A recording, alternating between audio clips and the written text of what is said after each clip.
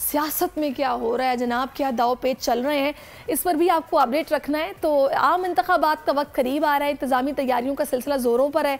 तो इंतखाबात में गैर मुल्की मुबस्सिरीन के मुशाहिदे के लिए इलेक्शन कमीशन ने वजारत खारजा से पॉलिसी गाइडलाइंस भी मांग ली हैं और इस सिलसिले में इलेक्शन कमीशन ने माजरत चाहती हूँ, वजारत खारजा को ख़त लिखा है। ख़त में कहा गया कि इलेक्शन कमीशन आम इंतखाबात के मुशाहिदे के लिए ओपन डोर पॉलिसी रखता है। तो इलेक्शन कमीशन वजारत खारजा के जरिए गैर मुल्की मुबस्सिरीन को दावतनामे भिजवाएगा। दूसरी तरफ हम देख रहे हैं कि साबिक वज़ीर आज़म ex prime minister Shahid Khaqan sahab एक अहम तरीन उनकी तरफ से बयान भी कल सामने आया। गो कि इस बयान ने खबरों में कोई ख़ास सुर्खी तो हासिल नहीं की, लेकिन उनका बयान इंतहाई गौर तलब है। शाहिद खाकान ने लंदन में मियाँ साहब से मुलाकात के बाद कहा है कि नवाज शरीफ के साथ जो ज़्यादती हुई उसका अजाला भी किया जाना चाहिए और पाकिस्तान में नई सियासी पार्टी की ज़रूरत भी है और गुंजाइश भी। तो ये चल क्या रहा है, इसी पर बात करने के लिए मुअज़्ज़ज़ मेहमान हमें ज्वाइन कर चुके हैं राना एहसान साहब। अस्सलाम वालेकुम राना साहब। जी वालेकुम। नून लीग से आपका ताल्लुक है तो आप सबसे मौजूद शख्सियत है कि आपसे पूछा जाए कि हमारे एक्स प्राइम मिनिस्टर जो गए हैं, पहले तो कुछ ऐसी खबरें थी कि शायद वो नाराज़ हैं, वो खफा हैं, नून लीग छोड़ने वाले हैं, लेकिन अभी जो अचानक से उनकी लंदन में मुलाकात हुई है बड़े मियाँ साहब से, तो मुझे लग रहा है कि कुछ नाराज़गियाँ दूर हो रही हैं। तभी उन्होंने भी कहा है कि मियाँ साहब के साथ जो ज्यादती हुई है उसका अजाला होना चाहिए। साथ ही साथ जो उन्होंने नई जमात की बात कर दी है, ये क्या होने वाला है? देखें, मैं तो नहीं समझता कि नई जमात कुछ कर सकेगी, कोई बेहतरी इस मुल्क में ला सकेगी। जमातें तो पहली बहुत हैं। जिस चीज़ की ज़रूरत है वो मिसाके मईशत है, वो मिसाके जमहूरियत को रिन्यू करना है। इससे ज़्यादा फ़र्क पड़ेगा, बेहतरी आएगी। लेकिन नई जमात अगर कोई समझता है उसने बनाना है, उसका हक है। अभी तक तो शायद खाकान अब्बासी लीग नून का हिस्सा है, उन्होंने बाज़ाब्ता तौर पे कोई ऐसी अनाउंसमेंट नहीं की कि वो मुस्लिम लीग नून को छोड़ रहे हैं। लेकिन ये ज़रूर है कि जो उनके इख्तलाफात हैं, जो भी हैं, वो पब्लिकली उनको डिस्प्ले करने के बजाय अगर वो इंटरनली इनके ऊपर जो है वो गौर व फिक्र करें पार्टी की लीडरशिप के साथ, तो वो बेहतर होगा। इससे देखें जो है एक फजा बनती है कि शायद कोई झगड़ा है, लेकिन अगर वो बेहतर होगा उनके लिए और पार्टी के लिए भी कि हम अपने जो इंटरनल मैटर्स हैं उनको राना साहब हमारे लिए तो ब्रेकिंग न्यूज़ होगी। मुझे ये बताइएगा, क्या खाकान साहब को मनाने की कोशिश हो रही है, वो मान नहीं रहे, या फिर ये जो बात उन्होंने की है ना, ये उन्होंने दोनों बातें की हैं। एक तरफ तो मिलने जा रहे हैं, मियाँ साहब का भी उन्होंने दिल रखा है कि भाई इनके साथ जो ज्यादती हुई इसका अजाला होना चाहिए। दूसरे जानिब वो जो एक नई जमात की बात कर रहे हैं, ज़रूरत भी है, गुंजाइश भी है। दैट मीन्स कि वो खफगी अभी है। तो खफगी किस बात पर है, कुछ बताएंगे, मामला चल क्या रहे हैं?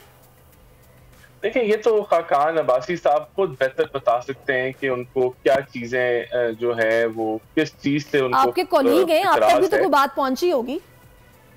जी देखिए, मैं तो समझता हूँ कि जो भी मामलात हैं वो पार्टी के इंटरनली डिस्कस होने के हैं और अगर कोई ऐसा मामला है कि जो उनको नहीं काबिल कबूल, अभी तक उन्होंने ऐसी कोई बात टीवी पे तो नहीं की, लेकिन अगर वो करेंगे तो जरूर उस पर तबसरा किया जा सकता है। बहरहाल वो अभी तक तो जमात का हिस्सा है और हम उम्मीद करते हैं वो जमात का हिस्सा ही रहेंगे। अच्छा। इस चीज का नोटिस है सबको कि वो पब्लिकली पार्टी के जो कुछ डिसीजंस हैं उनके साथ नहीं खड़े। जिस तरह पीडीएम की हुकूमत के कुछ फैसले थे, लेकिन वो पीडीएम की हुकूमत थी। अच्छा, मुझे एक बात बताइएगा राना साहब, सॉरी टू कट यू, मुझे ये बताइएगा कि ये जो बात हुई है ना कि मियाँ साहब के साथ जो ज्यादती हुई है उसका अजाला होना चाहिए, इसका अजाला किस तरह किया जाए? देखिए, जो केसेस हैं वो जाहिर है उन्होंने फेस करने हैं, उस पर उनकी कानूनी टीम बिल्कुल सोच रही होगी कि मियाँ साहब की वापसी पर क्या करना है या होना क्या चाहिए। और जो बयानिया एक नून लीग का था कि भाई सिलेक्ट किया गया, और अब हम ये सुन भी रहे हैं कि आपके रहनुमा ये बयान दे रहे हैं कि भाई उनके साथ जो भी अगर हो रहा है वो जेल में है तो अपनी हरकतों की वजह से जेल में है। तो ये अजाला कैसे होगा जो मियाँ साहब के साथ ज्यादती हुई? देखिए, डेफिनेटली ये जब मियाँ साहब वापस आएंगे वो अदालतों के सामने अपने आप को, पाकिस्तान के कानून के सामने अपने आप को सरेंडर करेंगे और जो लीगल रास्ता होगा उसी को अपनाएंगे और वहीं से जो है अजाला होना चाहिए। अभी उनकी अपील्स पेंडिंग है लाहौर हाई कोर्ट में भी, इस्लामाबाद हाई कोर्ट में भी, और उन्हीं को वो परसू करेंगे और वहीं से अजाला होगा और तो कोई रास्ता नहीं है। हम ये जरूर समझते थे कि जब जस्टिस अरशद मलिक मरहूम का बयान आ गया था वीडियो के ऊपर के उन्होंने इतराफ किया कि कोई करप्शन नहीं थी और उन पे प्रेशर था कि मियां नवाज शरीफ को सजा देनी है, और इसी वीडियो रिलीज के ऊपर उनको मिसकॉन्डक्ट के ऊपर उनकी नौकरी खत्म कर दी गई, तो वहां उनके जो फैसले थे वो भी खत्म हो जाने चाहिए थे। लेकिन अच्छा, मैं आपको एक बात बताऊं, अगर ऐसा नहीं भी हुआ। राना साहब, आजकल एक तासुर, वो जो देखिए बात करने में तो कोई मुज़ायका नहीं है, ज़ाहिर है आपकी राय भी जानना बहुत ज़रूरी है। ये जो मुख्तलिफ लोगों से हम ये डील वील की बातें सुन रहे हैं, अब ये आप ज़्यादा बेहतर बता सकते हैं कि ऐसी कोई चीज़ अगर नहीं है तो इस गलत तासुर को फिर आप लोग ख़त्म कैसे करेंगे? देखिए, ये तासर तो वो जमातें फैला रही हैं जो इनसिक्योर हैं आगे आने वाले इलेक्शन में। उनको लगता है कि कोई लेवल प्लेइंग फील्ड नहीं है और हमें कोई फेवर हो रहा है, लेकिन ऐसा नहीं है।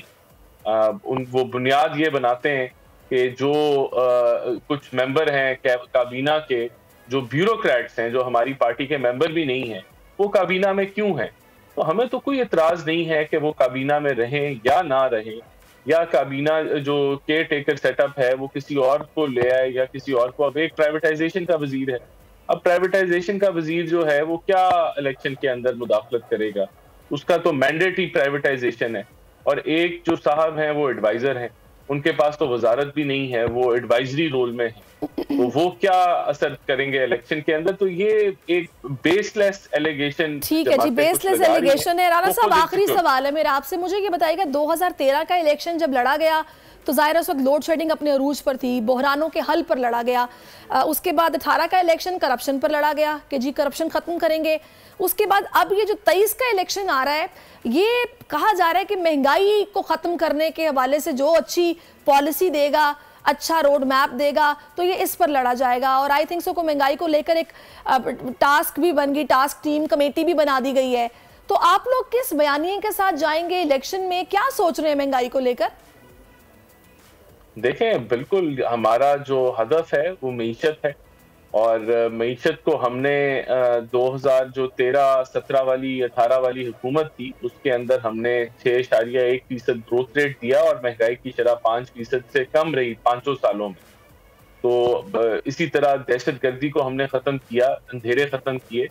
तो यही हमारा हदफ है, महंगाई को हमने काबू में करना है, गुर्बत के अंदर कमी लानी है, हमने मुल्क की सनतों को दोबारा चलाना है, एग्रीकल्चर को दोबारा स्टार्ट करना है, इंपोर्ट सब्स्टिट्यूशन करनी है, एक्सपोर्ट बढ़ानी है, प्राइवेटाइजेशन करनी है।